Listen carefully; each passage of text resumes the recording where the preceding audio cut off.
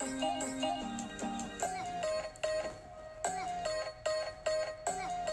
y'all, welcome to my channel. My name is Drea and I have been natural for 6 years. I cut my hair in September of 2013 and I'm actually going into my 7th year now. And a lot of people have asked me over the years how I grew my hair, what I do to maintain my natural hair. So in this video, I decided to give y'all the biggest tips that I feel helped me on my natural hair journey, and hopefully these tips are helpful to y'all. So stay tuned for my tips and tricks for going natural. The first tip that I can give y'all is protective styling. Protective styling is going to be your best friend when you decide that you want to go ahead and go natural. When I was still relaxed, I didn't really do hairstyles. I was just wearing my hair relaxed, of course, wearing it straight and down. And then when it got old, I would put it in a bun or something like that. But I wasn't really experimenting with hairstyles. If you are already a person that's creative in that department, finding protective styles likely won't be an issue for you. But my go-tos, you don't have to be super complicated. My go-tos were flexi rod sets, perm rod sets, and I would do like a crown braid or a halo braid where you do one braid all the way around this side and another braid around this side and then just pin it up in the back. So it does not have to be complicated. You just find styles that you like. I even did the occasional sew-in, but I didn't really get sew-ins as a relaxed person, so I didn't really bring that into my natural hair journey that much. But if you do sew-ins, either try to pick curly textures that can kind of be manipulated to blend in with your transitioning hair, or avoid it altogether, because what you don't want to do is get straight hair and things like that that require you to flat iron your leave out a whole lot or manipulate it a whole lot, because you're gonna damage your transitioning hair before you even get a chance to see your curl pattern, and that would be a whole separate journey to get your leave out to match the rest of your hair. So be very careful with sew-ins. I would stick with things that require low manipulation, low heat. This brings us to what I feel is the most difficult part about going natural, and that is moisture. When you go natural and cut that relaxed part off of that natural part, I feel like your hair is so dry. It's been deprived of something. It just wants a whole bunch of tender loving care that it hasn't gotten necessarily over the past couple of years. So moisture is the key word in this. I feel you need to find products which the first ingredient is water. That's big. The first ingredient in pretty much all of your products needs to be water, especially in your leave-in conditioners. So my regimen was to co-wash, number one, in place of shampooing, because I just was afraid of stripping a lot of moisture out of my hair. So I didn't feel like I needed to shampoo a lot. And also because I wasn't using a lot of gel, so that I didn't feel that I needed to necessarily cleanse my hair super deeply. So I would use a co-wash, which is basically using a conditioner type product in place of shampoo as a way to cleanse your hair. And then I found products that I felt worked for me, and once I did that, I used those. I sealed in my hair with an oil. Most natural girls will recommend that you use coconut oil in your hair. That didn't work for me. I used olive oil, but whatever oil you choose that you feel is really penetrating your hair, use that oil. I did that, and then I would air dry, because I was a little bit afraid of I was afraid of a lot of stuff, because I didn't want to mess up my natural curl pattern before I got a chance to really explore it. So I air dried. And then another biggie was, after I co-washed, before I did the products and all of that, I would deep condition every single week. So speaking of co-washing, this brings me into clarifying shampoos.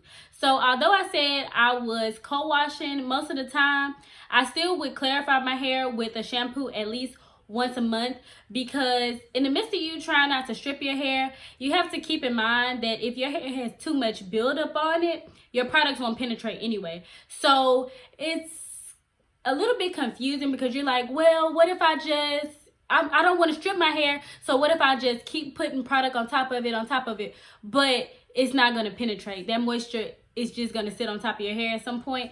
So you do need to be clarifying at least once a month or so. So I did do that. And so keep that in mind. A lot of naturals get frustrated in this next step, but it's very important to understand. Get it in your mind, understand it, internalize it, so that you don't get super frustrated and just quit and go back to being relaxed.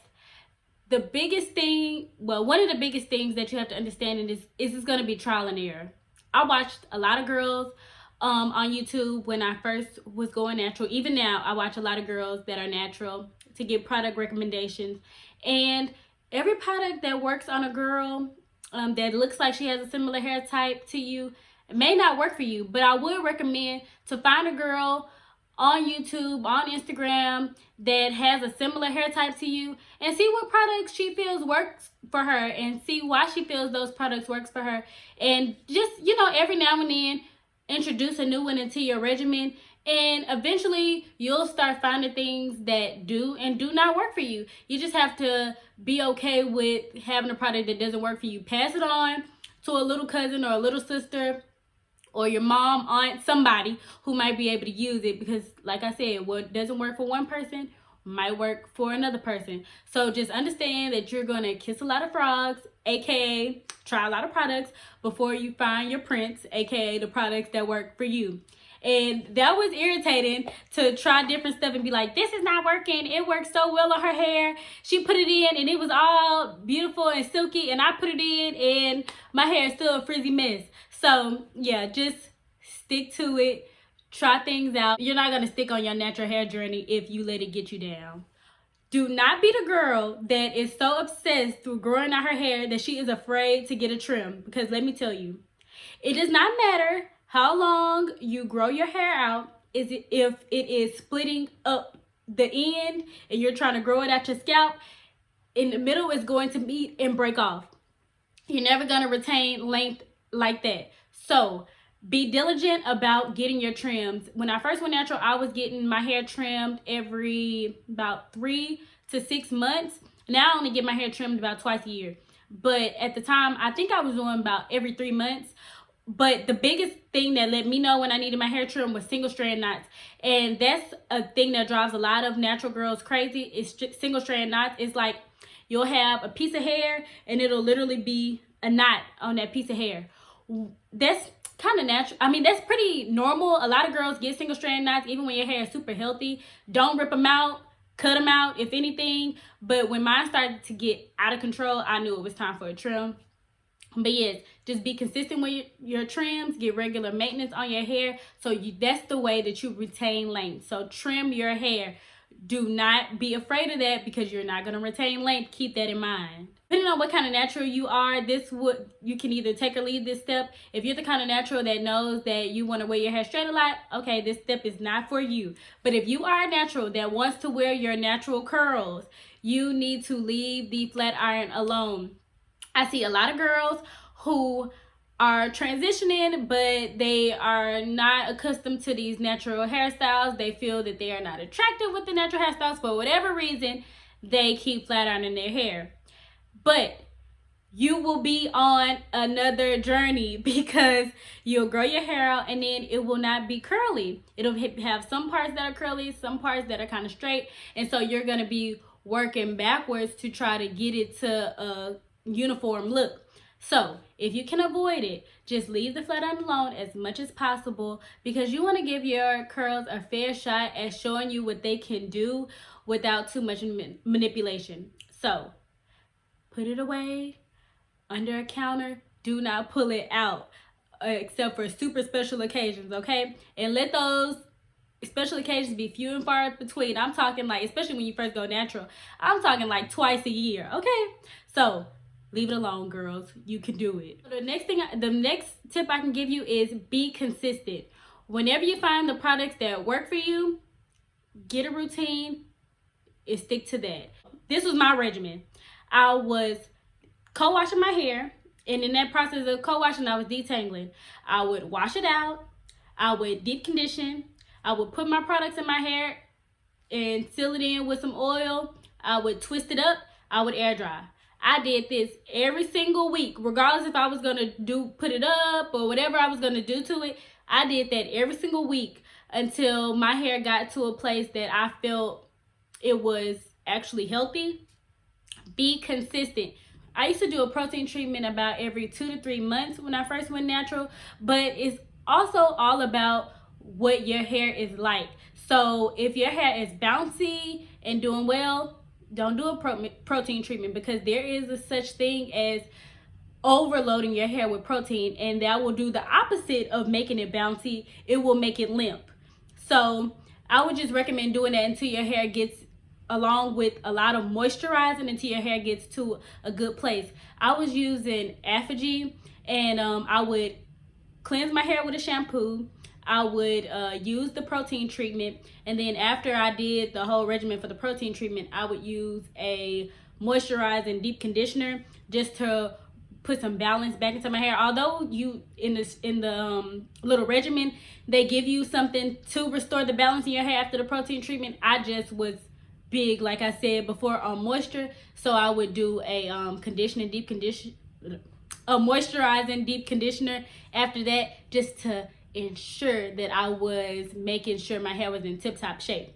Depending on your hair type, that may not work for you, so make sure you do your own research. That's just a tip that I would give some naturals and some things that I did when I was going natural. Satin pillowcases and satin bonnets are super important, because cotton can not only tug at your hair and pull it out, it can also dry your hair out. And those are two things that are no for natural. You don't want your hair to be dried out, and you don't want it to be pulled out while you're in the process of trying to grow it out. So make sure you keep some type of protection on your hair. Satin, silk, whatever you decide, bonnet, pillowcase, scarf, whatever that is, however you sleep, whatever works best for you, just make sure you're protecting your hair. Now, the final and biggest tip that I can give to any new natural or person that's thinking about going natural is patience. Patience is the thing that puts a lot of girls off, cause them to take a detour on their natural hair journey. Keep in mind that when you are going natural, it's called a journey, a natural hair journey, for a reason, because you're journeying back to something that normally you're not used to. You have spent most of your adult years, high school, whatever the case, relax. So you are on a journey to rediscover something. So keep in mind that you and your hair are on a new endeavor together. Your hair is used to being tamed to the utmost, and now you're telling it, okay girl, it's all right for you to go back to your natural state, but also I want you to do what I want you to do. It doesn't work like that. So y'all are basically on this road together, and you have to be patient. You need to wash your hair gently. You need to detangle your hair gently. Work with it gently, and just be as patient as you can through the process. So I hope that this video was helpful to all of y'all. Let me know in the comments below if you have any questions, if you need me to clarify anything, if you want me to go in more depth on anything in a later video. Leave it all down below. If this video was helpful to you, make sure you click that like button and subscribe and comment too. There will be more videos coming, and good luck to y'all on your natural hair journey. Y'all have a good day, and I'll see you in the next video. Bye.